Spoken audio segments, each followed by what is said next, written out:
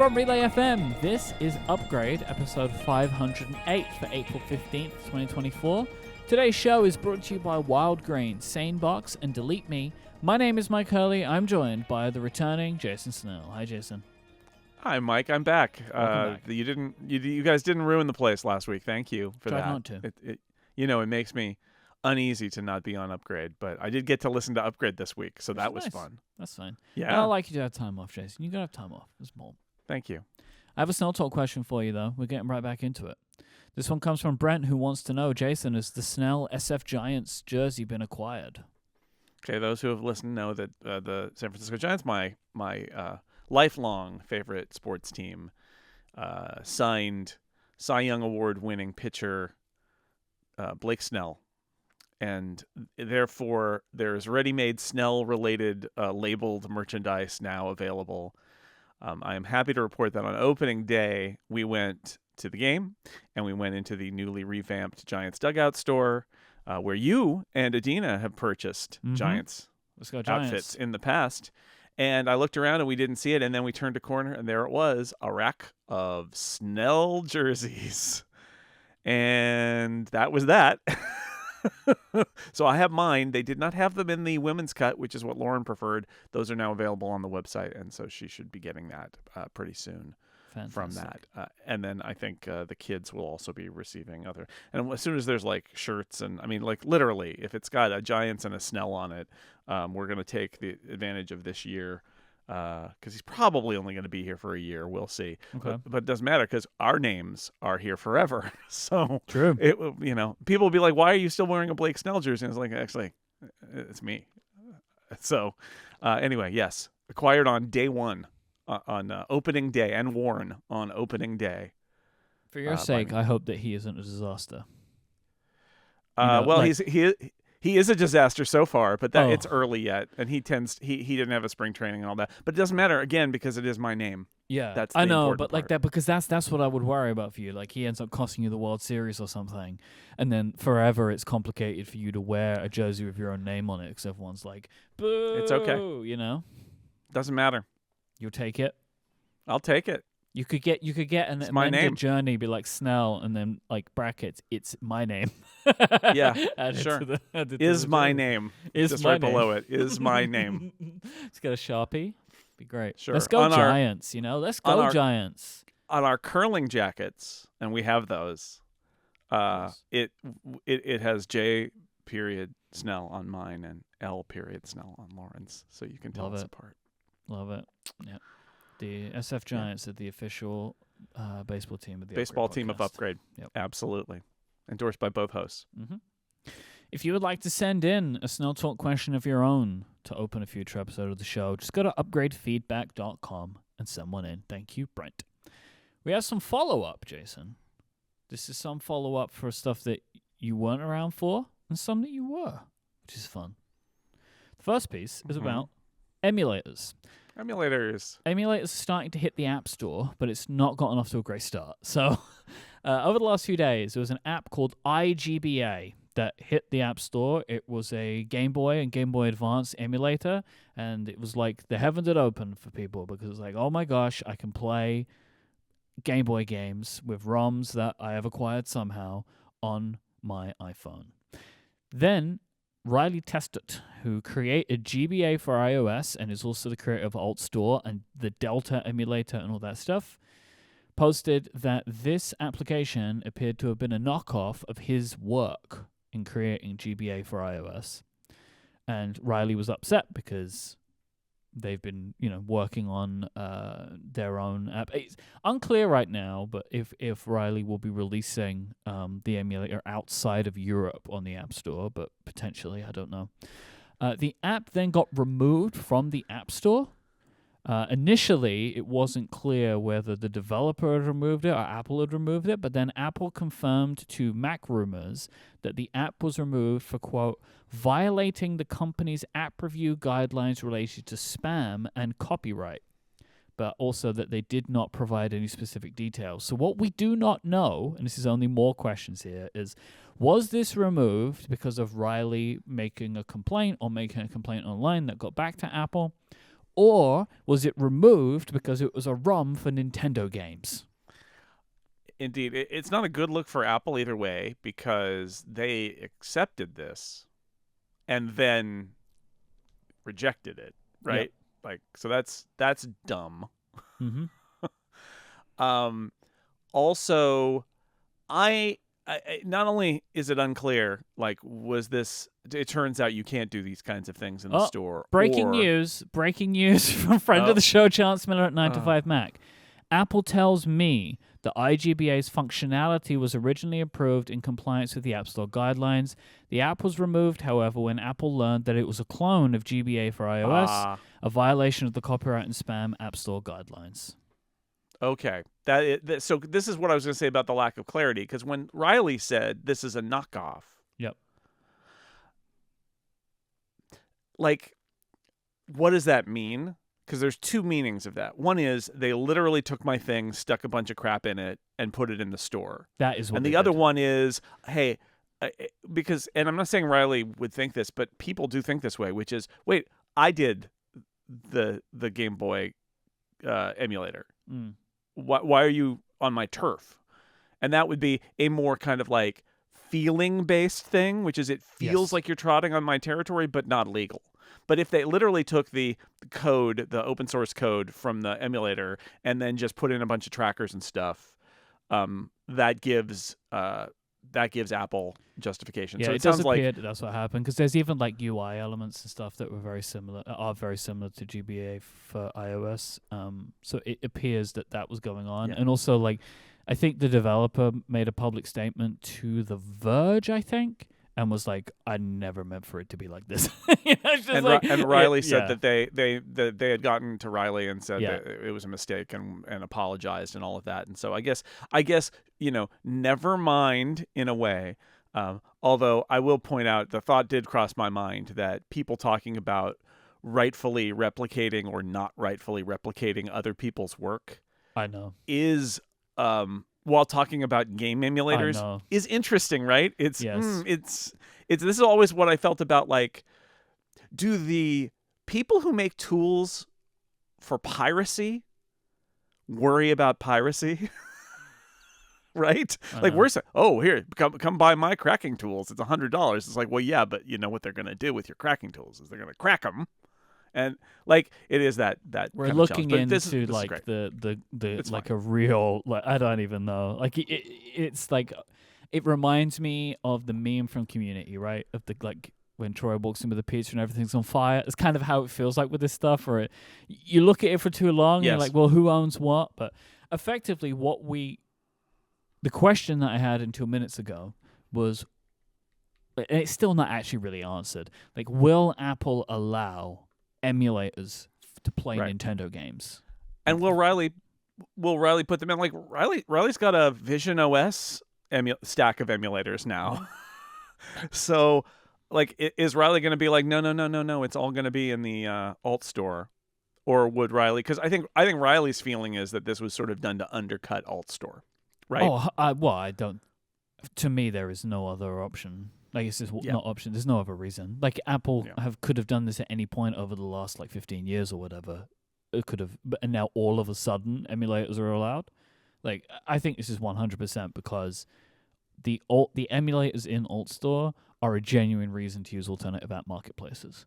Sure. And if they now exist in the App Store, it will be a reason for people to not use alternative app marketplaces. Apparently, and this is all thanks to people in our members Discord. Thank you, members, for participating in the show live as we record this on. We record it Monday mornings at noon Eastern, which is neither of our time zones. But I just thought I'd throw it out there because Casey, it's like the scent of Casey is still in the air. So we'll talk about Eastern time for a minute.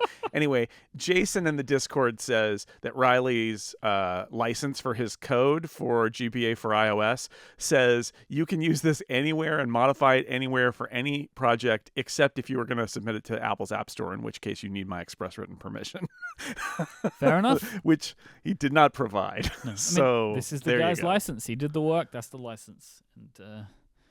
And I'm still intrigued. I got the iGBA app, and I have some ROMs which I have acquired in the means in which I've acquired them. There are these interesting devices that you can buy to rip Game Boy cartridges, which I've done, and it works. So You know what I want is I want a I think I want a Wii emulator because we have lots of Wii games Yep. and playing them through an old Wii or Wii U is a pain. I'd really like that on Apple TV, honestly. Well, that would be great. It's Anyway, going to be interesting to see what emulators appear, and how they run on Apple hardware. It's going to be very. I feel like we're really this is uncharted territory right now. It is. This is the excitement of Apple being. Dan Morin wrote a piece last week on Six Colors that I'll just mention in passing, which is. It is a piece that is simultaneously kind of obvious, but also really needed to be said. And it's, hey, regulation works. Yeah. And the threat of regulation works. And Apple and other tech giants are so powerful, and I know we're going to talk about a little about this later. We've got a topic scheduled, but I'll just throw it out here that at some point, as we've said all along for the last few years, governments are the only ones with the power to make the tech giants do anything different, and they're very comfortable and not even really competing that hard with one another because they're all making a lot of money. And so how do we see Apple making wholesale changes in their policies? The only way it's happening is because they're either being forced to do so by laws or they're preemptively doing so because of their concern about what rulings or laws might be held against them. But we can and have frequently debated all the issues there. We'll continue to. But I will say it also makes things really interesting when policy changes happen because who knows? Will it be nothing? Or will it be just like a huge sweeping change? Because you put this in with the cloud gaming, and it may be nothing, or it may be just a completely transformative moment. I don't know, or somewhere in between, I suppose. But can't wait to see what happens. Speaking of regulation, Apple has made some enhancements to its repair programs, so customers and independent repair companies will now be able to repair a device with a genuine used part from other devices, beginning with the iPhone later this year.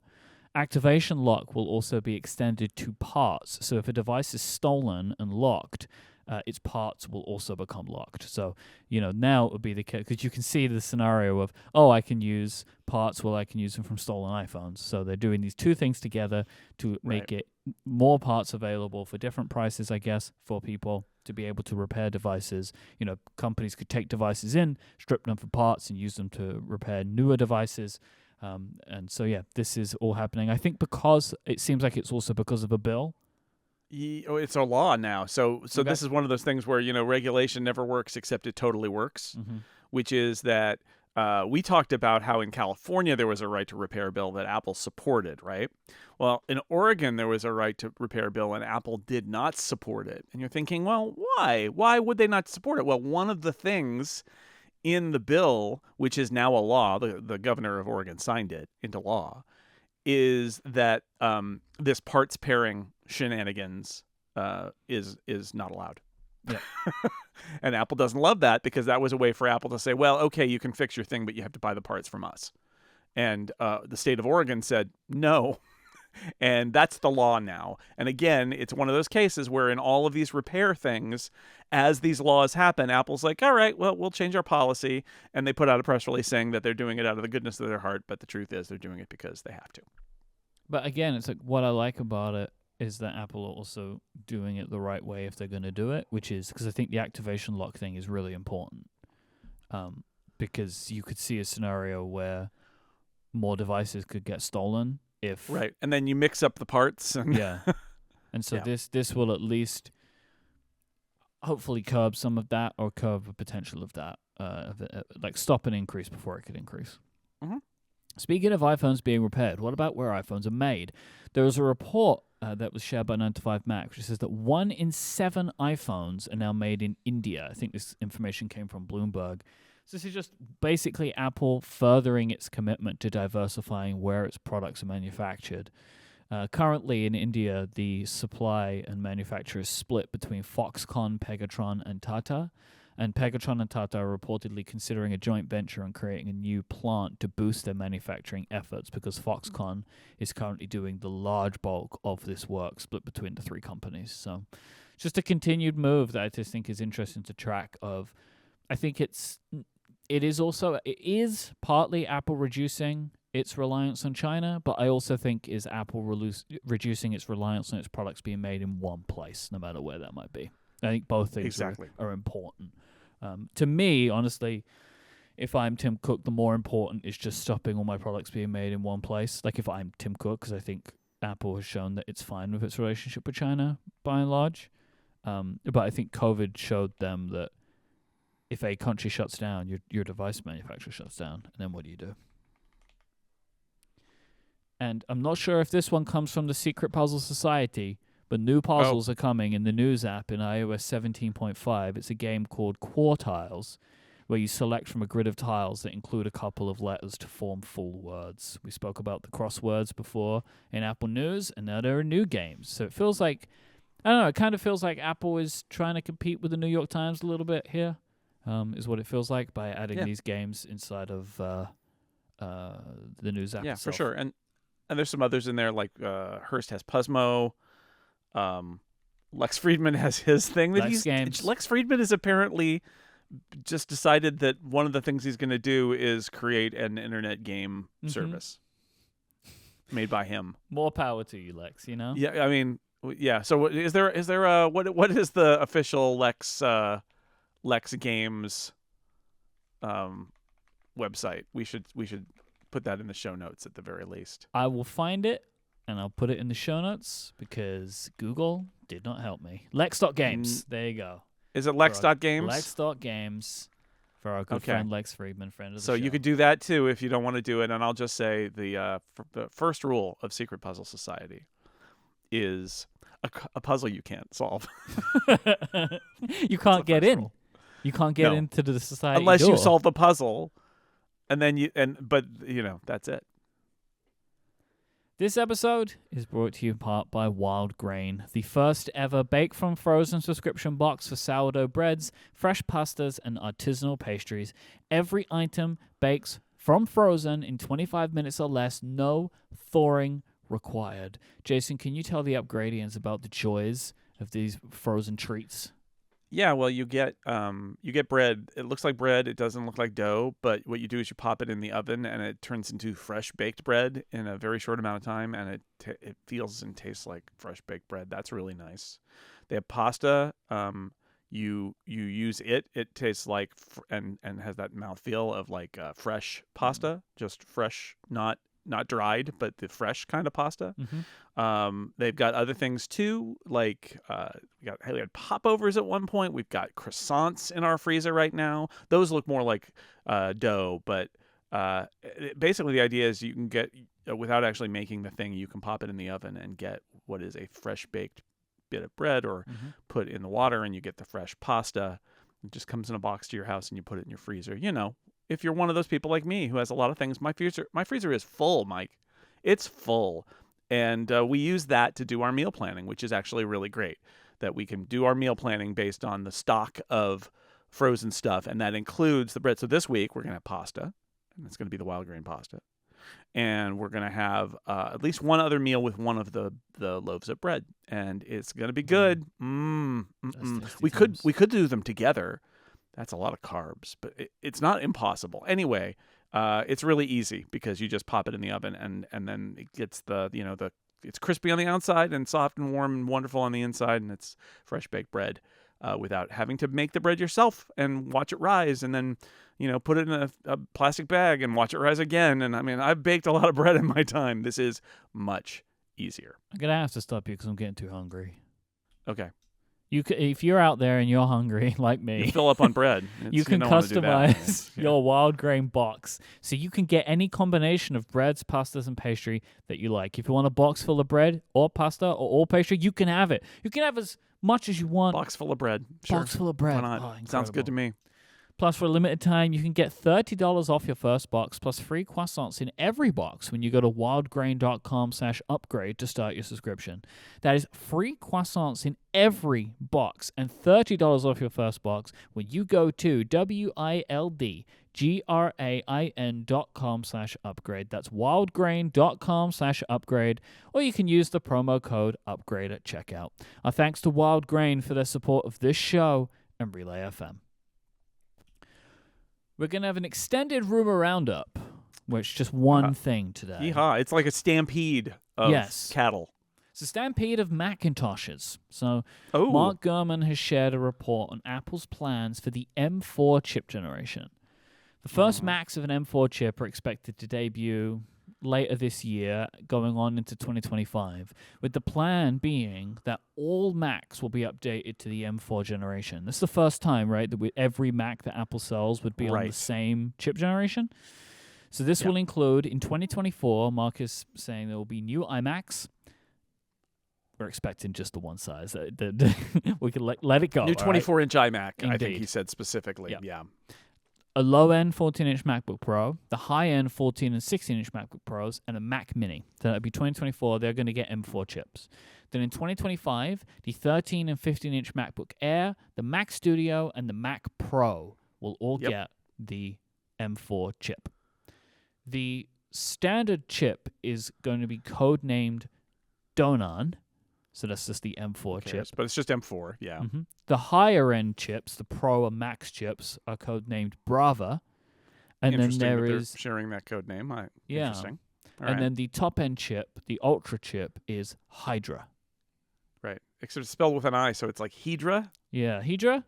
Hail Hydra. I don't know. I don't know. It doesn't matter because we're never going to call it that. We're going to call it M4 Ultra or whatever. Yeah. But it's nice he knows the code names. That's good. I mean, it's fun. It's fun to know them. It's fun. It doesn't fun to matter. play code names. Yeah.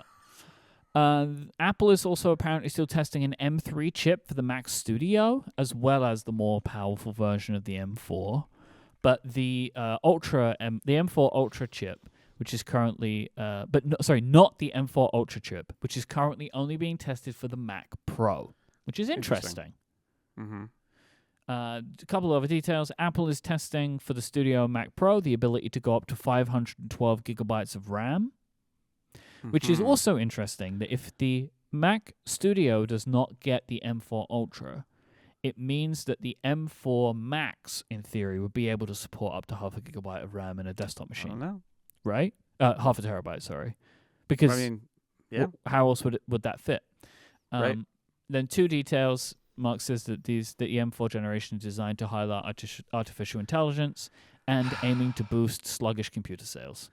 Well, these two statements are not statements based on facts. These are statements based on narrative building by Bloomberg, right? This is the usual thing where we all know that Apple's been designing chips for years. They design them way in advance.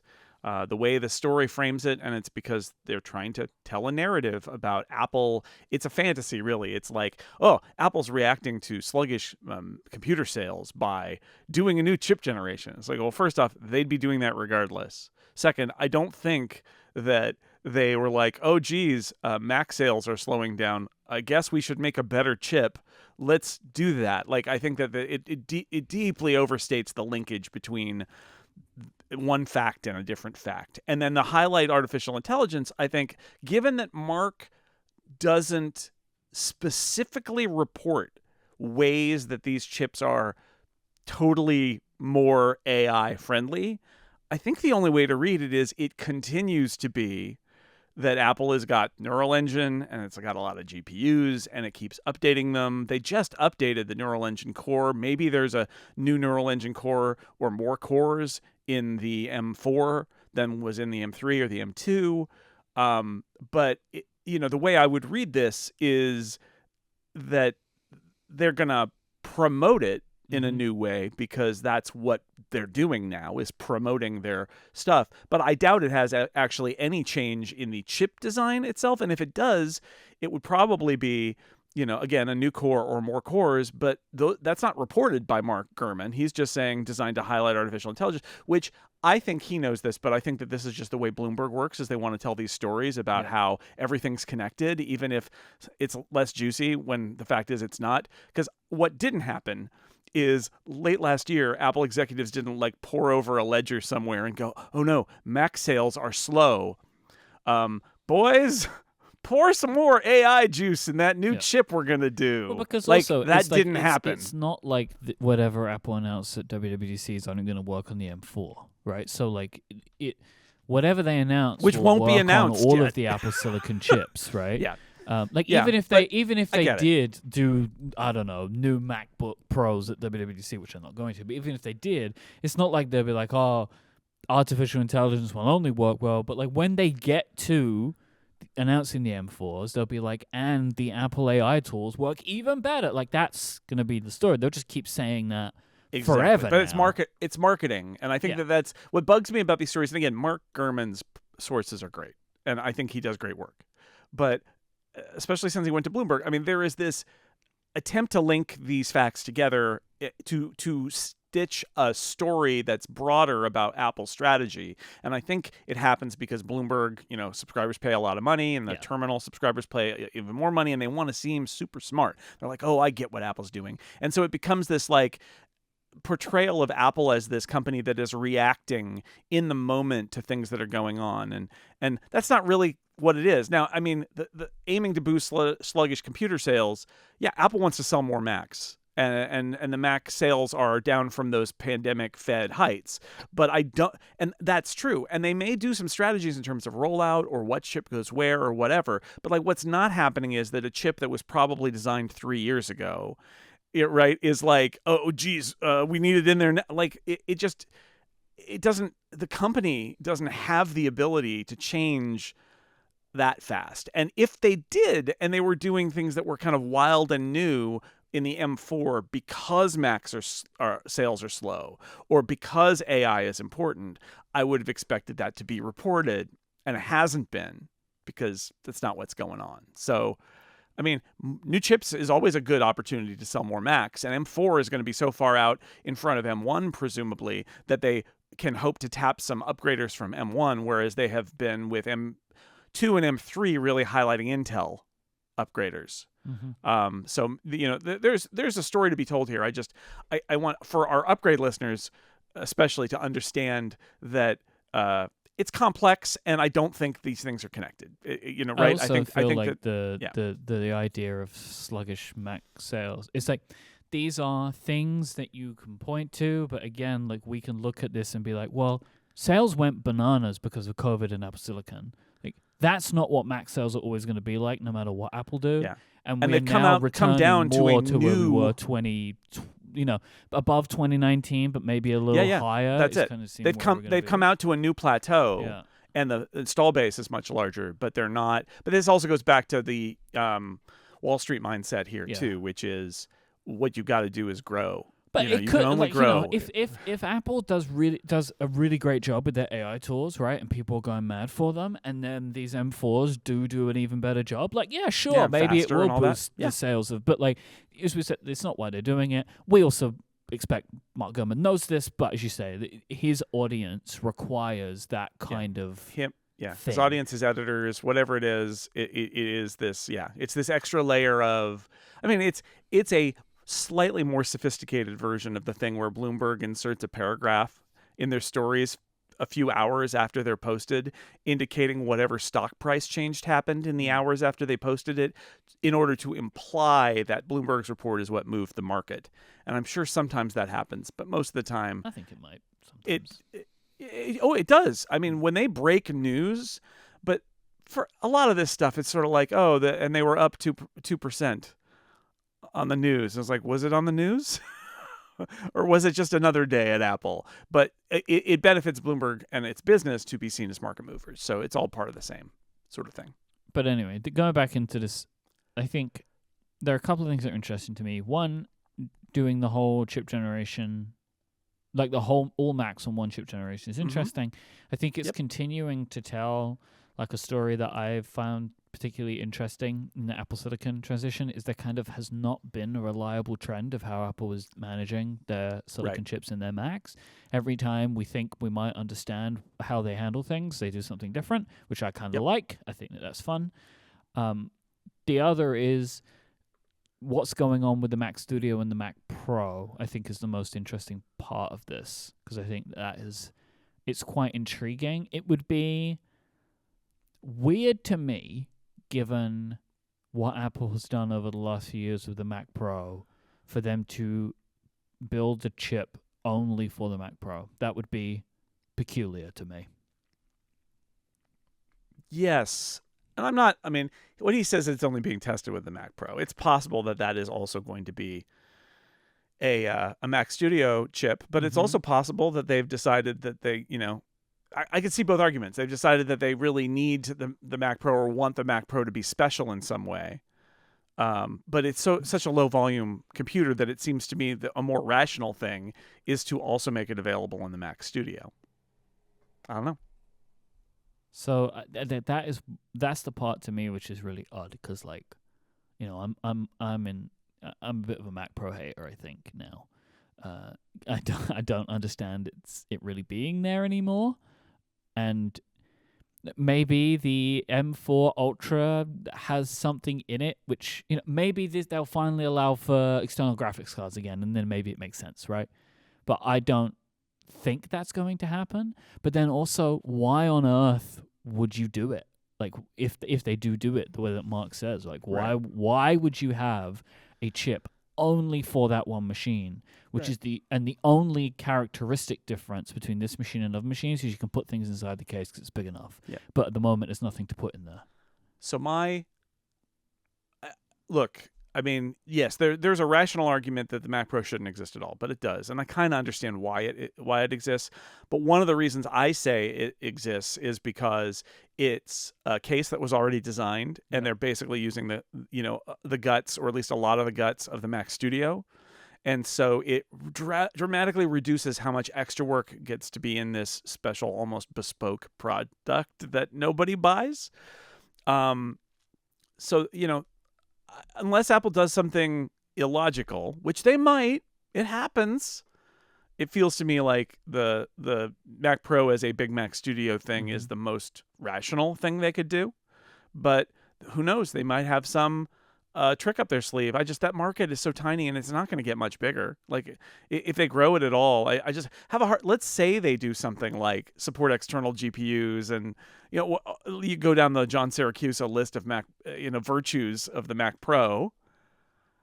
How many of them they're going to sell? Like none. That market is basically gone, and I don't think it's coming back.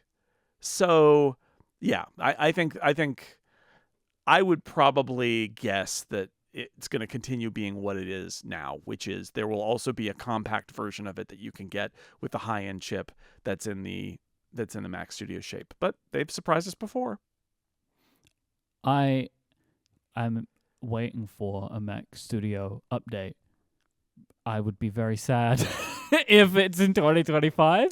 Yeah, I was kind of hoping there'd be one this year. They're testing an M3, so I think he did. This is one of those things where, like, one of the things that happens with Mark's reports is there's stuff he doesn't know, and so there's this haze. This is like a fog of war over the things he doesn't know. He does say that they're testing an M3 with a Mac Studio, so my guess is there will be a Mac Studio update this year, and it will be with the M3 Max and M3 Ultra, presumably, and that they will do that, and no Mac Pro.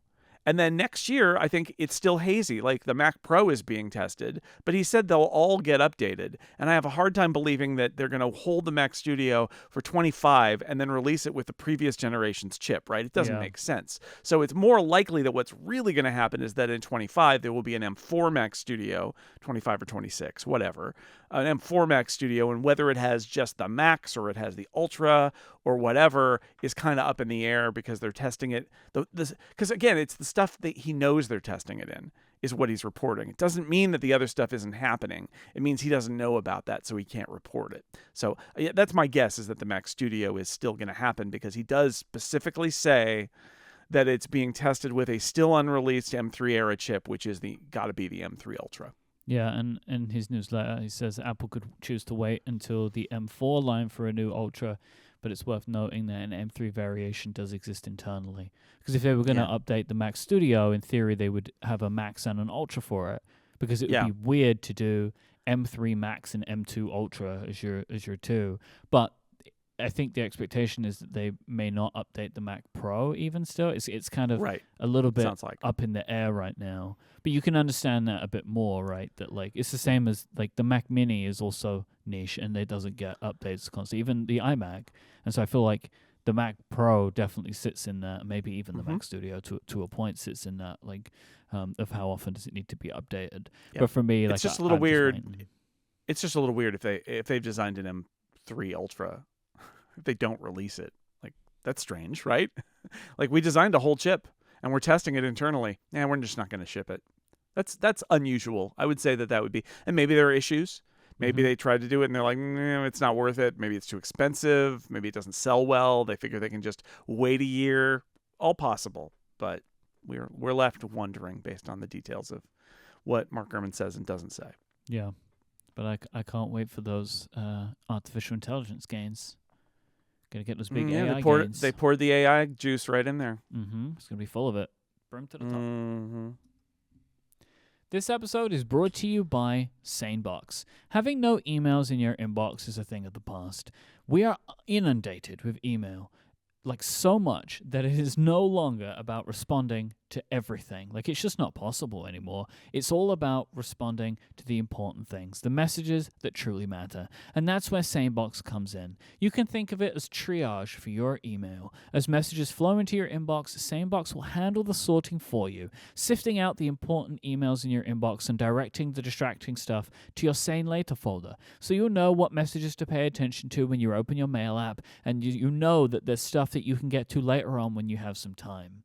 There are also features like the Sane Black Hole, where if you get an email from someone, or maybe it's something you can't unsubscribe to, or just somebody you don't want to hear from anymore, you can just move them to the Sane Black Hole and you'll never hear from them again. And Sane Reminders as well, you can have this feature to ping you if someone hasn't replied to your email by a certain date. It's as simple as just moving that email to that folder, or adding that label to it, and it will be handled for you. You'll get that reminder later on in your inbox. Best of all, this is my favorite feature. You can use SaneBox with any email client or phone anywhere that you check your email. I've used some tools like this in the past where they restrict you to their app or to their system. What I love about SaneBox is it just works with your actual email provider and the emails coming in. And so you can use any application. You can use different apps on different devices, and your email is going to work the way that you expect. And I will just say Sane Black Hole is so good because sometimes you get those emails and it seems like there's nothing you can do to get rid of this sender. Put them in the same black hole. That person will never appear in your inbox again. It's really great. You can see how SaneBox can magically remove distractions from your inbox with a free 2-week trial. Visit sanebox.com/upgradefm today to start your free trial and get a $25 credit. That is sanebox.com/upgradefm. A thanks to SaneBox for their support of this show and Relay FM. So we spoke, Casey and I, on last week's episode about some stuff with the Vision Pro. And as to whether the Vision Pro could be considered a failure or a flop. And you wrote an article about this on Macworld as well. Do you want to kind of give the gist of what you're talking about? I think it actually lends quite nicely back into your review of the Vision Pro as well, where you were talking about, I tried to link it back. The early days of computers, the Apple Watch is a little bit like this, but the early days of computers were like this. We have gotten used to an Apple that is confident and or certainly doesn't let you see them sweat, and they know what they're doing, and they roll out a product, and they're like, this is the future, and we're going to sell millions of them, and we're going to make them in high volume, and people are going to want them, and they do, and they buy them, and they're successful and all that. And I think that there are people who have they either don't remember the Apple that came before, they don't think of Apple that way, or maybe it's been so long that they don't think in this way. And so I see a lot of people judging the Vision Pro based on standards that it can't and won't ever meet, because that's not what it is. Like, this is Apple at its most experimental and its most vulnerable that it's been in ages. And so people who write it off and say, well, 2 months into the Vision Pro and there's not a lot going on, feels like a flop. And it's like, okay, whoa. It was never going to be 2 months in and going great. It was always going to be a mess. Now, has Apple made mistakes? It absolutely has. Are there troubling things about it? I wrote a whole piece about the Apple immersive video problem, that they didn't release any of it, and then when they did, it was that MLS video that wasn't very good, and suggested they didn't get it. And so you talked about it with Casey. I know that Casey and Marco talked about it on ATP a little bit last week. For those who listen to that podcast, if you don't, basically what Marco said is, I'm not saying it's a flop. I'm saying I'm worried that Apple is not doing what is required for it to be successful. And I am worried about that too. But what I do see Apple do is I see them trying things and failing or not quite getting it. And I don't know. I guess that could trouble you.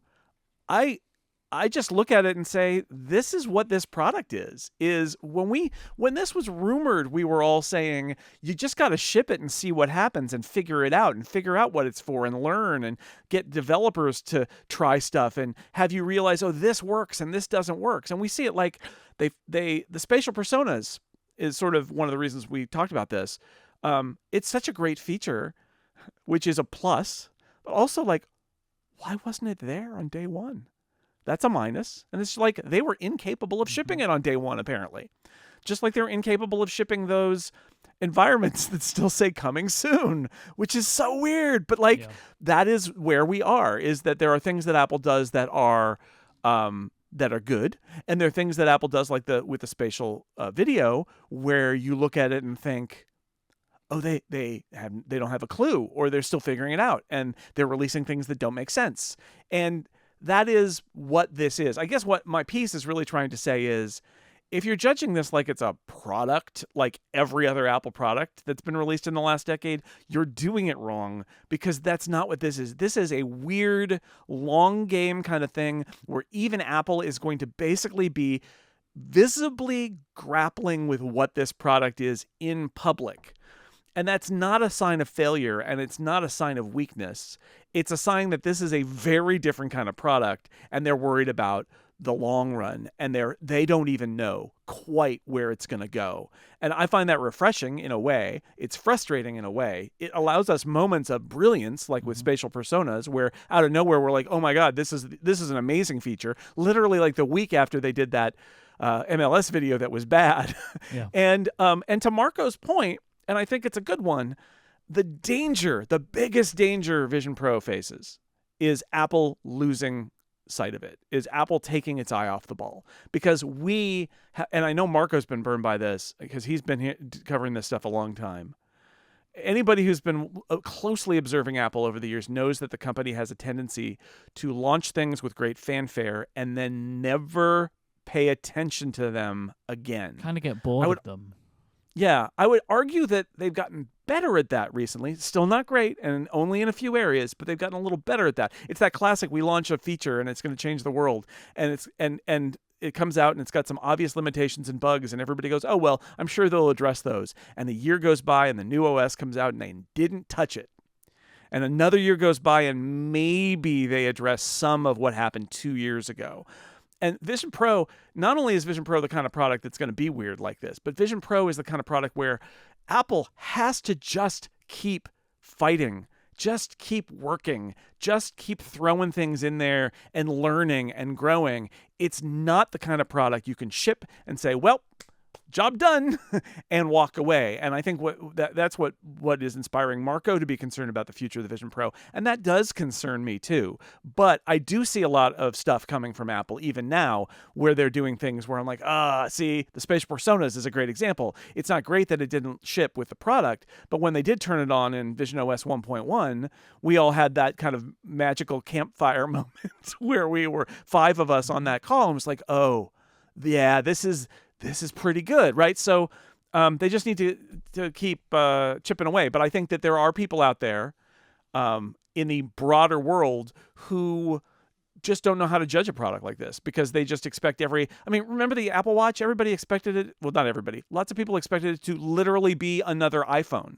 And all of us were like, well, no. First off, it's just an iPhone accessory, really. But like, no, there's never going to be another iPhone. Like, that was really special. Vision Pro is like even further out there than the Apple Watch was. And so that was my point in the article, is just that do not judge the Vision Pro. You can judge it, but don't judge it as a finished product that is ready to go and that it didn't sell a million units immediately, and it's weird and taking a journey and things are unfinished, and like, that's what it is. It's gonna take a lot of time, and if you're impatient, I can't tell you not to be impatient, but like, patience for the Vision Pro is essential, because it's nowhere near finished. It's nowhere near a product that makes sense for anybody. And I understand how that is for some people, like, really different to the Apple that we have known for the last 20 years. Yeah, completely.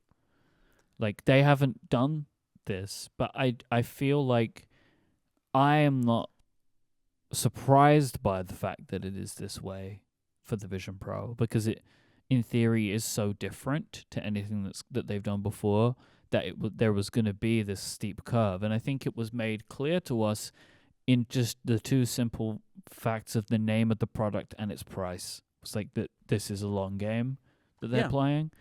Yeah. And, do you have what you mentioned my original review of Vision Pro, and I'll just to tie that back one more time, I'll just say I was a kid when the first personal computers came out. And if you look back to what they cost, like the Commodore PET, the TRS-80, the Apple II, from the late 70s and early 80s, those computers were incredibly expensive by today's standards. These are like $5,000 or $10,000 computers. And what did they do? Kind of nothing. Like, kind of nothing. It was ages. I don't think, like, in college, by the time I got to college in the late 80s, many kids in college had a computer. Many, not most. And that was a very elite group, because it was college kids, people whose parents had sent them to college, right? Mm-hmm. Like, it was, I feel like, in the 90s, before computers were really, and then, the internet or AOL or things like that sold a lot of computers. It was really until the 90s. And I first used a computer in the late 70s, right? It took more than a decade, a bit more than a decade, for that thing to be kind of anything. And in those early days, they were like nothing. They didn't do anything. And nobody knew what they were going to be good for. And then, somebody did VisiCalc, and everybody's like, oh, that's spreadsheets is a thing that computers are good for. And they figured it out. And that, I mean, again, I'm not saying it will succeed like a computer. I'm just saying that Vision Pro, that's what it is. It's a thing that nobody really understands, including Apple, and they're all trying to figure it out and throw technology at it and throw software at it and live with it and see what emerges. And it's just, I think that's exciting, but it's also very unlike modern Apple, which is just sort of like a machine that generates demand for tech products and then just like pops them out and everybody buys them and loves them. And like, this is not that product. It's just not. It is weird. And I love that it's weird, and I love that Apple's struggling with it, and I love that we don't know what it is, but you got to judge it like or to put it another way, it is a flop and a failure if what you thought was that it was going to be judged like every other Apple product, because you're judging it wrong. Do you have any expectations for Vision OS 2? I think there's stuff in there. I mean, I have lots of hopes. Yeah. I would like to think that there's a bunch of stuff in there that they, in the development process, that they just put on another whiteboard somewhere and said, we can't do this for 1.0. And that for 2, they triage things from that list of like, these are the things we're going to bring into version 2. And my hope is actually that it's going to be one of these annual statement things that Apple does these days, where when they announce Vision OS 2, they're going to say, here are all the features it's going to have, but it's not going to get them all in September, right? It's going to get them all in. Actually smart for this product. Over the next year, here's what we're going to put into the Vision Pro. I do hope that there is stuff that, like, my expectation is what you're saying, right? That it will become clear. It's like, oh, okay. Like, you see all these things like, oh, now all of our apps have, we don't have any Apple apps that are compatible apps anymore. Right. And whatever new features get announced for the whole operating system go in there, along with some other stuff that we hadn't considered, or Window I'm management expecting, and exactly. collaboration, Like and some good bug fixes, some good features, and some new things that it can do. Like that's what I want to see. Like I really want to see them continue to keep their foot down on this product, and I think they need to show that they're going to do that with enhancements to Vision OS, like more environments, third-party environments, like stuff like that. Like just keep pushing it. That's what I really want to see. I really hope that there is stuff. Yeah, I think there will be. I'll say again, going back to what Marco was talking about on ATP. If Vision OS 2 is like super underwhelming, soft pedaled, nothing, that's scary. Yeah, I'll be concerned. That's scary because this is not a product that they can take their foot off the gas, right? This is a product where they, we're just putting it out there. We'll see what people do with it. Like, no, you can't do that. You have to keep on going, and I assume that they are. But that would be a real bad sign. Why are you spending billions of dollars to ship your essentially like prototype and then walk away? It doesn't make sense. So I hope that we get a sense of. Also, I mean, it only shipped recently, right? So this may not be the release for this. But the more you get the sense that Apple is also observing how people use this thing, and that's helping them zero in, the better. But that feels more like a Vision OS 3 thing, honestly. This feels more like, here's all the other stuff that we know should be in there, and we just didn't get it in there. It's like the early days of iOS or of macOS 10, where the first few releases, it was a lot of like, oh, yes, you mean those obvious gaps where features are completely missing? Yep. Yeah, okay, here they are, right? There was a lot of that early on. It took the iPhone OS 3 to get copy and paste. Yeah, and version 2 for App Store. Isn't that wild that the App Store was before copy and paste? Yeah. What was going on, What were they doing over there? They were. I think they were convinced that copy and paste was an esoteric feature that people didn't need, and they also didn't know what the interaction was going to be on it, and so they just kept. Yeah. Incredible. So talking about products that are being considered a flop, let's talk about the AI Pin from Humane. Yeah, there's a flop. Well, so this is the thing. There is it, right? So this is the question, right? I think is interesting. So the reviews are out.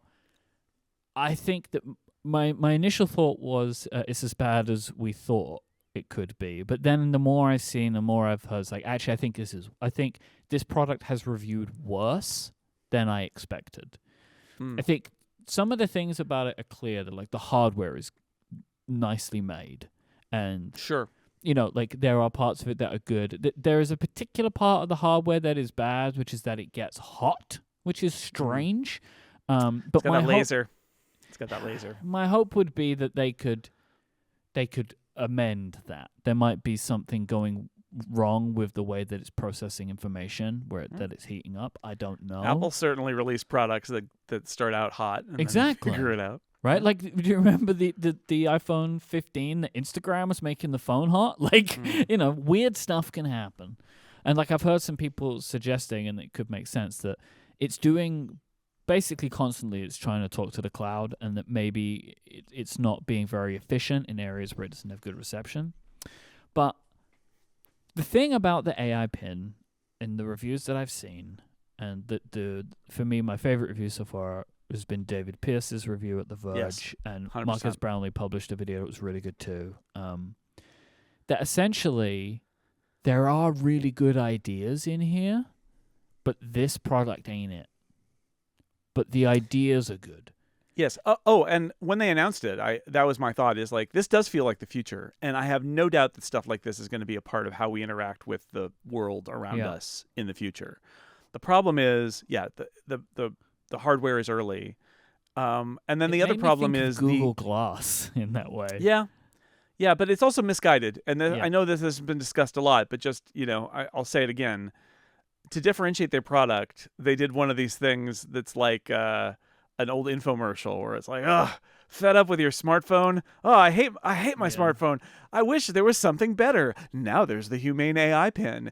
And fundamentally, people like their smartphones. And I do not understand these marketers who think that the solution to sell a tech product is to get people to say, oh, yes, I also hate using my smartphone, because it's fantasy. People love their phones. That's why they're looking at them all the time. It's because they love it. And this product is built in a way that sort of like stands alone from your smartphone. Like, oh, no, you don't need that. Now, I wrote a piece about this that on Friday that just published on 6 Colors. The other part of this, though, is why does it not connect to the phone very well? Yeah. And one of the reasons is, well, if they integrate it to the phone, they have some choices. Like they could integrate with Android. It might be hard, but they could do it. But what integration with the iPhone could they do?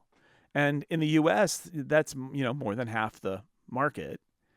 And I think if Apple had come out with a version of the Apple Watch, essentially, with an AI model, which presumably they'll have like this fall, maybe even an on-device AI model for the Apple Watch, a new Apple Watch, which would be very interesting. And that David Pierce suggested that the AI Pin is kind of like a cellular Apple Watch, except the cellular Apple Watch can do more things.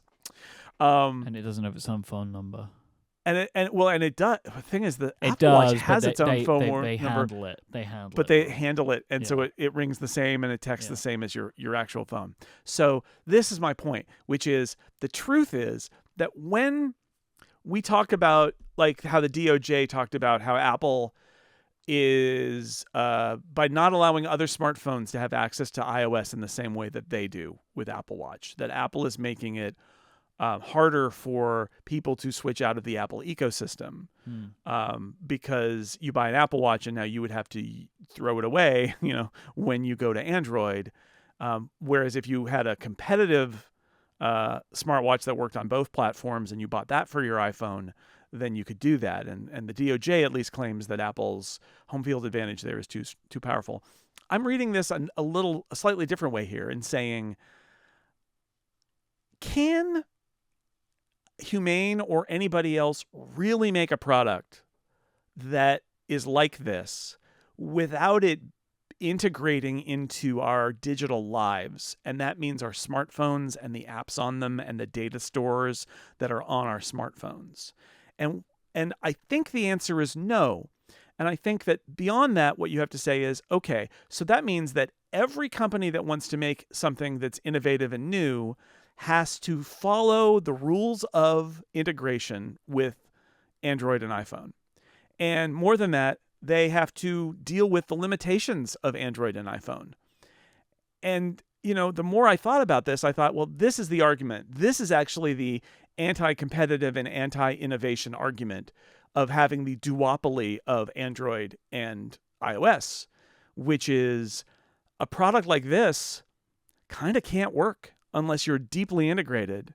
And it ultimately, it makes me, I just from a if we back up a little bit and I look at the AI Pin, one of the things I think about it is a product like this will never work unless it's made by Google or Apple or Samsung. It just won't never work because it needs that integration. And that's the secret. I know that's the secret sauce that Apple has. And we've talked about it here endlessly. And it is true. It is a secret magical thing that Apple does where they can tie it all together and it makes a good product. But the other way that cuts is that if someone else wants to do it, and the way that product is going to succeed is that it needs to tightly integrate with the rest of your life, including your smartphone. Yeah. And your smartphone manufacturer is like, no, not so fast. It can't be done. Or it can only be done with great difficulty, and it hurts the product. And then the smartphone platform owners make their own products that are actually integrated, and they win again. This is the inherent problem with the product, which, you said, right? Like, it doesn't matter if they fix every hardware problem. It doesn't matter if, because one of the things like, well, oh, it's slow. It will get faster, right? Like, sure. All of AI the stuff models are slow right now. Yeah. Yeah. Everything's going to get better. It will always fall down at it's divorced from your phone. Yeah. Which is where all your information is. And it's not just the API, right? It's divorced from your phone.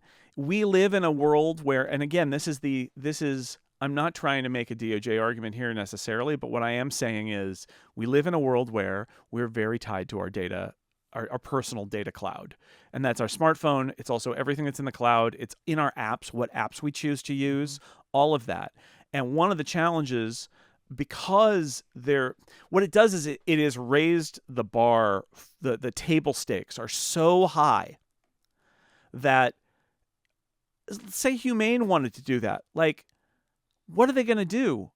Do they have to build their own integrations with every cloud service and every app and all these things that Apple and Google they've got it. They built it themselves, or they had a decade plus of app developers tying it all together, and it's all there. And like, I'm not saying that Apple and Google haven't done the work to do that and that they don't deserve some benefit from that. But what I'm saying is, I look at something like the Humane AI Pin and I think, well, what are they supposed to do? It is almost an impossible problem to solve for someone who is not a tech giant to make a product, because all of us have this huge amount of data in all these different places, and the product's no good. Right? Bottom line, the product's no good if it doesn't integrate. If the Humane AI Pin talked to my iPhone and could look at my stuff on my iPhone and share my iPhone's phone number and do all of those things, would it be a more compelling product? It 100%. Sure would. 100%. If this product was able to integrate, we'd be having a different conversation. Like, for sure, we'd be having a different conversation than the one that we're having right now. Like, if it was able to just understand what was on my phone and be able to handle everything, the conversation would be like, the battery life's not great, gets a bit warm and it's a little slow, but the promise is clear. And like, so, the people that are saying the promise, and I see it, you see it, you can see that this could work, but the table stakes are so high.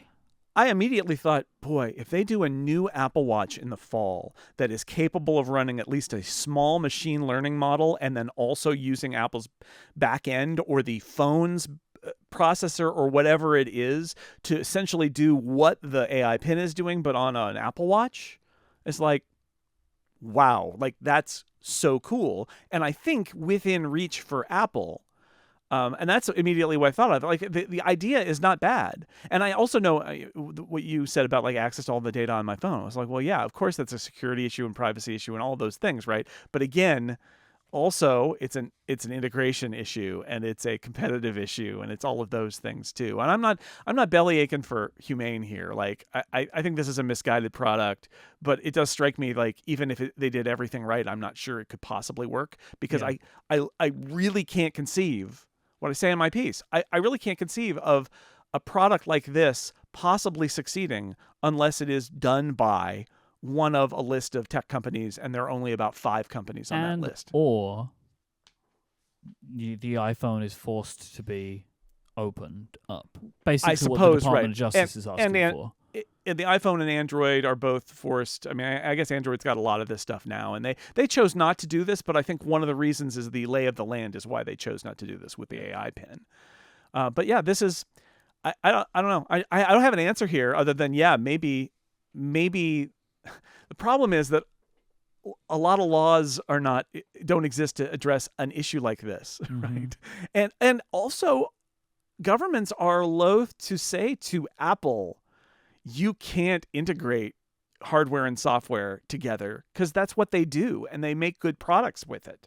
But this is the other side of that, which is it does feel very much like, especially as an iPhone user, that if there's a cool new thing out there that looks interesting, my only real hope is that Apple makes one. Right? And this goes in other dumb product categories too. Sure. Like, I have a Google Home Mini, whatever, Nest, whatever it's called now, but with a little screen. I used to have an Amazon Echo, and neither of them is very good. And like, I would love better integration and something from Apple, and that's why I keep wanting Apple to make that version of that product, a HomePod with the screen. It's mostly because the ones that currently exist aren't very good, and one of the reasons they're not very good is they don't integrate because they're not from Apple, and Apple is the one who basically needs to do the integration. Like, I think that there is a thread that ties the AI Pin and the Vision Pro together in a way. Okay. Which is what we've spoken about, and I've already said it a couple of times, is the table stakes are so high.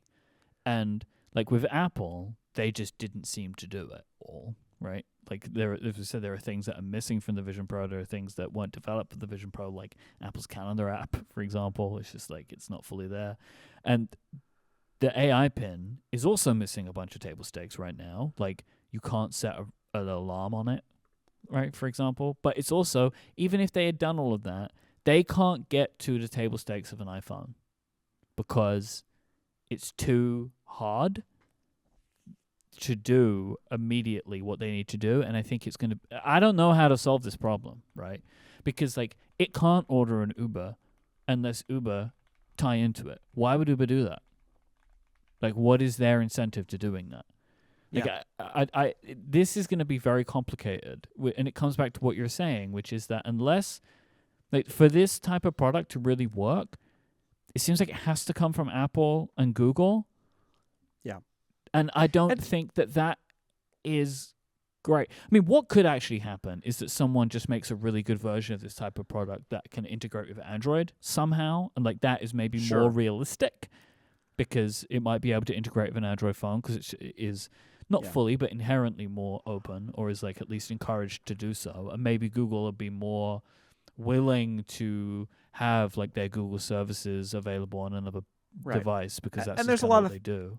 There's a lot of other things at play here too, because there's also just the fact that we live in a world where the big companies have so much power and ability. So, like, if a product like that you described existed, how many would it take? 1 year for Samsung to knock it off, and 2 years for them to outdo it? And they already have all their deep integration and all the market penetration of their phones. So it would be a problem. But I also want to say, like, the AI pin, I mean, it's not the best example. It gives me these vibes. I mean, basically, this is like I get some bad vibes by the idea that I look at this product and I think, well, of course they can't do this because they can't integrate or integrate well. It's also possible that the problem with the Humane Ai Pin is that when they started, they thought they were building an amazing piece of hardware, and then they realized the AI language model things were happening, and they shifted gears. Mm-hmm. And now what they've basically built is, to quote Steve Jobs, a feature, not a product. And I think that there's some truth in that. I think a device that listens to your commands and runs them through a machine learning model and gives you answers in 5 years is probably literally describing every device. Yeah. And so what does Humane do that's special? And it's not the laser projector, and it's probably not the fact that they've got a second battery on the other side of a magnet. And it's probably nothing. Or if it's anything, it's some little quirks of hardware design, but it's not their AI model. They're just using a cellular connection to a cloud service that's running an AI model. It's entirely possible that in a year or two, everything that was even a little bit unique about the AI pin will just be washed away because it will be available on every platform everywhere. And so, of course, a feature is not going to succeed if you're trying to build a feature and not a product, because the platform owners will build that feature. They will Sherlock, so to speak, the Humane Ai Pin. And we already know the reports. Like, Apple's totally going to do this. I don't know if they're going to make a pin, right? They have the Apple Watch. And then you throw in, like, maybe they'll have cameras on your AirPods, or I don't know what else, but, like, this is where the world is going. Mm-hmm. It just gives me the heebie-jeebies a little bit to think about the fact that somebody says, oh, here's an interesting thing you could do with tech. And the answer tends to be, yeah, but if it doesn't really come from Google or Apple, nobody's ever going to do it. That troubles me. Even though I get why, it troubles me. After seeing this, I would love to know what the AI pin was going to be a year and a half ago. Like, what was this product actually going to be before it became the AI pin? What was it? What was it? Yeah, I don't know. Because they were building it, but what was it going to do? Very strange. I don't know, personal cloud, an Alexa on your shirt? Yeah, probably. But then it doesn't do so many things. I know. Now. So, like, did they just get rid of it all? Maybe they built an operating system they threw out to build a new one and then couldn't get everything ready. I don't know. I feel for them, but they took the cash, they took the shot. I mean, and the other thing that I see some people say, well, if they do a good job here, maybe they'll get acquired. That's what I'm talking about, though.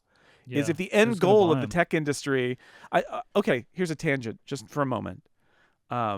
Cable Sasser gave a talk at GDC. They posted the video. It's amazing. I wish they put it on YouTube. It's about Playdate. Yeah. It's not on YouTube now. Yeah, you got to watch it on GDC, but you can AirPlay it to your TV if you want. I watched it last night, and it's great. But one of the things he says is, he says, Panic is always described as a startup. So we've been around for 2 decades. We are not a startup, but the tech industry doesn't seem to understand what we are, which is what I would call like a lifestyle business. I forget what Cable calls it. Now I can't think of the word. It was a slow biz. That was it. Thank you, ZM Knox. Slow biz is what he calls it. But he's like, in the rest of the world, this would just be called a business, like a hardware store. It is a business that operates and makes money and has employees and just goes on. But in the tech industry, there's this obsession with, it's a startup and then it's going to get acquired or it's going to go public, and these are the ways that you do it. But this is my point about something like the AI Pin. Even if you're like, oh, well, if they do a good job, they'll just get acquired. It's like, well, yeah, but like that's how we got where we are, which is your only choices are to really luck out and go public and make a lot of money and hope to one day be sort of at the feet of the tech giants, or it's to have a tech giant buy you and give you money, and then you're subsumed. So is it a win for anybody other than the investors in Humane if the AI Pin ends up having some interesting tech in it that makes Google or Samsung or Apple or Amazon or Microsoft snap it up? I mean, no. That gets us back to where we started. And, I don't know. That's not an answer to say, what if they get subsumed into a tech giant? Mm-hmm. Slow biz. I like it. This episode is brought to you by our friends over at Delete Me. Do you ever wonder how much of your personal data is out there and available on the internet for somebody to find? It can be an uncomfortable thought, especially when you consider having too much information out there could lead to identity theft attempts, phishing, harassment, unwanted spam calls, unwanted email, and more. But the sad thing is, it's easier than ever to find personal information about people online. That is why so many people use and recommend Delete Me to protect their privacy, including me. Delete Me finds and removes personal information that you don't want online and makes sure that it stays off the internet. It's a subscription service that removes your personal information from the largest people search databases on the web, and in the process helps prevent potential ID theft, doxing, and phishing scams. You just sign up, you tell them what information you want deleted from the internet, and their experts take it from there. You'll get regular personalized privacy reports showing you what information they found, where they found it, and what they removed. And this isn't just a one-time service. Delete Me is always out there working for you, constantly monitoring and removing the personal information you don't want on the internet. I really value my subscription with Delete Me. I like that I get these reports, and they're telling me what they found, what they've removed. They've updated me on previous things that they've found, which I appreciate. Like sometimes they're like, hey, we're going to put in a request to remove you from this database, but it might take a little while. And then in my next report, they'll be like, yep, it's done now. And I feel comfortable knowing that there's someone out there in my corner removing this information as it goes around the web to try and just reduce the amount of stuff online that I don't want to be out there. Just like my email address. I don't want it publicly available everywhere, but it seems like without Delete Me, there's nothing I can do about it, but they handle it for me. Take control of your data and keep your private life private by signing up for Delete Me. Now, at a special discount for listeners of this show, you can get 20% of your Delete Me plan when you go to joindeleteme.com/upgrade20 and use the promo code upgrade20 at checkout. The only way to get 20% off is to go to joindeleteme.com/upgrade20 and use the code upgrade20 at checkout. That is joindeleteme.com/upgrade20 and the code upgrade20 upgrade20. Our thanks to Delete Me for the support of this show and Relay FM. It is time for some Ask Upgrade questions. First question comes from Jonathan, who says, Jason, new Kobo readers were just announced. Sure. I've had a Kindle Paperwhite 2012 model for the last 11 years. Whew, It love can't get to websites anymore, but it still connects to Wi-Fi and syncs books I borrow from the library. What should I consider when evaluating e-readers today? Are tech specs relevant? Any recommendations on the various form factors available would be appreciated. Oh, man. I love this subject so much. I know you do. And I update my thing about like which ebook reader you should buy. So one thing is 2012 Kindle Paperwhite, there's probably a higher resolution screen available now. So the text will be crisper. I assume I don't know off the top of my head. I assume that's a backlit model, but here are the things. You want it's side lighting, but it's like backlighting. You want a side lit model. You want a model that lights itself up so you don't have to clip a book light on it when you read it in the dark. That used to be a thing. The new screens are great because they're all high resolution. They're all like 300 dpi. They're all like laser printed text. It's crisp. You don't need a color screen, even though the Kobo ones have them. They're nice, and they're probably. I'm looking forward to see these new screens because they may also be nicer black and white screens, but they're kind of unnecessary. I would say, ideally, you'd want one with USB-C and not micro USB because that's modern. You could get one with a new screen. And then the questions that you should ask yourself are, how big do you want it to be? Because they make a really nice larger screen. That's the Kobo Forma, I think, is the one that my wife has is the Sage. Kobo Sage is what it's called. Really nice. It's like a 7-inch screen. So it's like reading a hardcover. But if you want a smaller one, like I have a Kobo Libra, which is smaller and really nice, and it's about the same size as a Kindle. The other thing I would say is buttons. Do you like buttons or not? You can tap on the screen to change the pages. I really like page-turning buttons. Amazon doesn't. So if you like page-turning buttons, the Kobos have the advantage. And a flush screen is the other one. Amazon's Paperwhite, I believe, has a flush screen now, and the larger Kobo does, but the smaller one doesn't. And so, stuff can get in the little cracks, and you got to kind of blow it out. No. I still think that probably the best choice for a regular person is a Kindle Paperwhite because they're cheap and they're easy, and they're Kindle. And Amazon, they're nice. all the books are there, like it's... Well, all the books are on Kobo. So here's the thing. So a note about Kindle or Kobo. Good point. All the books are on both. Libraries work with both. And it's just not that big a deal. So especially since, in this case, Jonathan's talking about the library, it's not a problem either way. Okay. Yeah, so I would say look at what the Kindle Paperwhite is, and see if that interests you. It's probably going to be faster at turning pages, and the text will look nicer. And those are the reasons to get it. And make sure that they all have lights now, so that'll be an upgrade maybe for you. I don't know. And look at the Kobos, because I switched to Kobo primarily because I was kind of tired of being in the Amazon ecosystem for that stuff, and all the same stuff is available. And it also has Pocket support, which is nice. So you can add articles on the web from Pocket and sync them and read them on your Kobo. I'd forgotten what Pocket was initially and was surprised by the idea of Pocket support. It fits in your pocket? You can fit it in your pocket? You just got to have a big pocket mic. You got to have a big pocket. What does that mean? Oh, it goes in your pocket. I was like, okay. No, everybody knows Kindles don't support pockets. You put a Kindle in a pocket, jump right out of there. You can't trust that thing. Amazing. Tell you what I want, Jason. I want a Android e-reader with a high-quality color screen. That's what I want. I want to read comic books. All right. So this is what I was going to say is comics are different, and the small e-readers are not appropriate for comics. Mm-hmm. They're too small. I think the smaller iPad Pro is too small for comics, but certainly a Kindle or equivalent is too small for comics. Well, I'm reading my comics on an iPad Mini, so I'm making it work.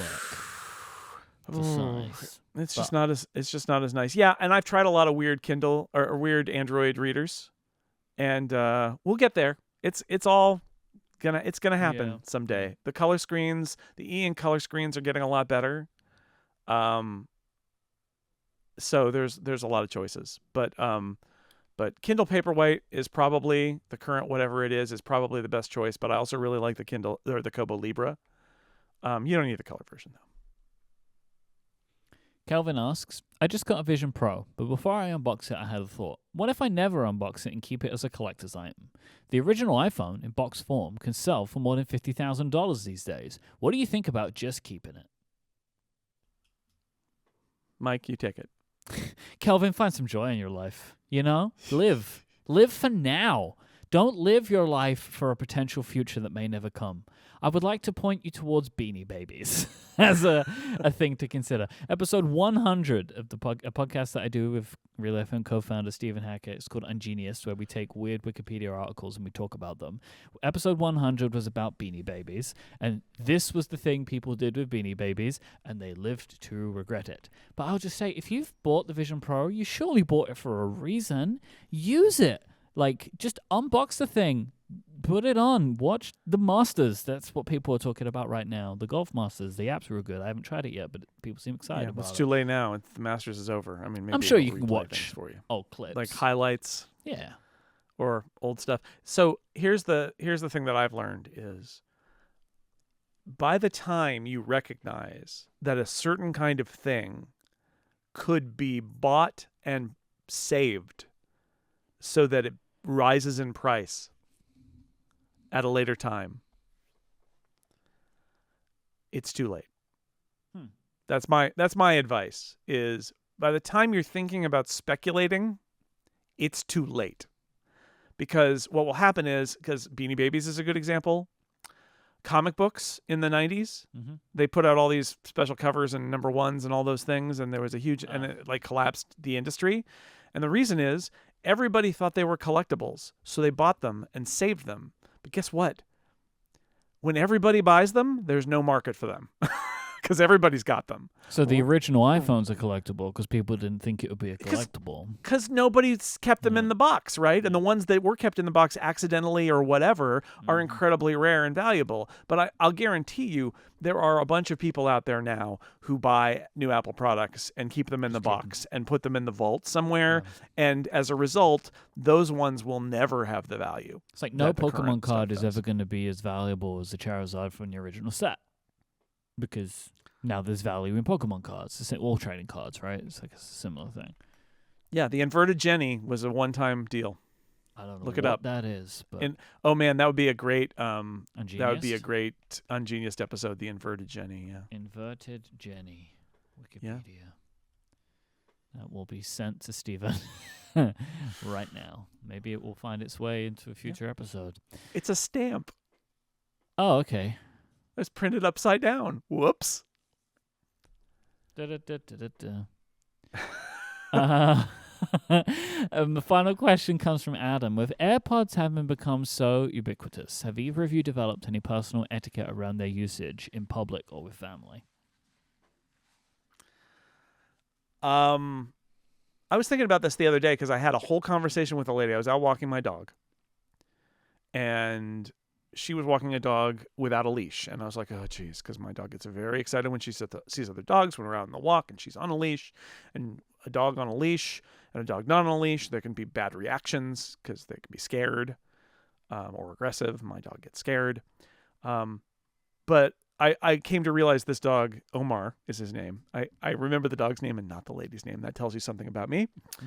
Omar was a sweetheart. He's super non-reactive, and he just walked around, and I chatted with her, and after 30 seconds of chatting with her, my dog had calmed down, and they were sniffing each other, and it was all really nice. And I found out where she lives, and she actually lives next to another white boxer that's in my neighborhood, and I was like, oh, that's Rosie's house. And she said the name of the lady who lives there, and again, I don't remember her name, but I do remember the name of the dog who lives there. I'm bad with names of humans, apparently. So we had this nice conversation, and as we said goodbye, and Maisie and I went up the hill, I realized I had that whole conversation with her with my AirPods in, because I do my walks listening to podcasts from my Apple Watch with transparency on, and my AirPods in. And this is my point of saying I have gotten over the idea of removing AirPods as a show of interest. Yeah, I it's not don't care. I can hear her perfectly. It's fine. So I will alert Lauren, like, I'm going to listen to podcasts now. And she's like, okay. So that she doesn't like just say something to me as an aside. This actually happened the other day when I was cooking, because I realized the thing I hate about cooking dinner is not cooking dinner. It's being bored. So I listen to podcasts now. Oh, And yeah. That's That's how like one of my favorite podcast times is dinner. That's how you got to do it, right? Yeah. So I'm like, but when she comes home and I'm making dinner, we have to I do a little check-in of like, I'm doing this, and she's like, okay. But yeah, beyond that, I mean, there's a long story-laden answer to Adam's question, which is my personal etiquette is I don't care if they're in or not. I'm not going to take them out as a show of interest. My interaction should be enough. I don't think but I it's do needed warn anymore people for that reason. But with me and Adina, like if we're not doing something together, we have one of us at least has AirPods in because you're doing something or listening to something or whatever. And so we just kind of treat it as like, I'm just going to talk to you and you're just going to deal with it. Right. And like, that's kind of how we live our lives. I understand why you might do that thing. I'm going to listen to something now, but like, we don't do that. Like if we're doing some kind of separate activity, one of us probably has AirPods in and is either listening to music or listening to podcasts or watching a video or whatever. And we just kind of talk to each other and expect that the person who's listening is going to deal with it, which is one of the reasons why I actually really like the conversation awareness. Because sometimes Adina will start talking to me and I'll just say something and then it's going to pause. Like, I don't even need to pause anymore. I can't do that because I talk to the dog. I can't do that. But yes. The one place where I found that I don't like this is you can't sing along to anything anymore. I feel like they should do something with the karaoke awareness needs to happen. Like, I genuinely think that like there is an AI model in there somewhere where like you can kind of work out if I'm singing along to something and don't bring the music down, because that's the kind of the whole point. I prefer to sing along and not hear me. Like, that's my preference. If you would like to send in a question of your own to help us close out an episode of Upgrade, but also maybe we can help you with something like how we helped Jonathan with their Kobo hopefully e-book or Kindle question. Or Kindle or whatever. Well, Jason says e-reader, Kobo or Kindle e-reader question. You can go to upgradefeedback.com and send us in a question of your own. You could also do this for follow-up. You can do it for Snell Talk or just general feedback about the show. If you want to find Jason's work online, go to sixcolors.com and you can hear his podcast here on Relay FM and at theincomparable.com. You'll hear me on Relay FM too, and you can check out my work at cortexbrand.com. If you want to find us on social media, Jason is at JasonL, JSNELL. I am at iMike, IMYKE. You can watch video clips of this show on TikTok, Instagram, and YouTube, where we are at Upgrade Relay. Thank you to our members who support us with Upgrade Plus. They get longer ad-free versions of the show at getupgradeplus.com. Thank you to Delete Me, Wild Grain, and Sanebox for their support of this week's episode. But most of all, thank you for listening. Until next time, say goodbye, Jason Snell. Good to be back, Mike Hurley. Always.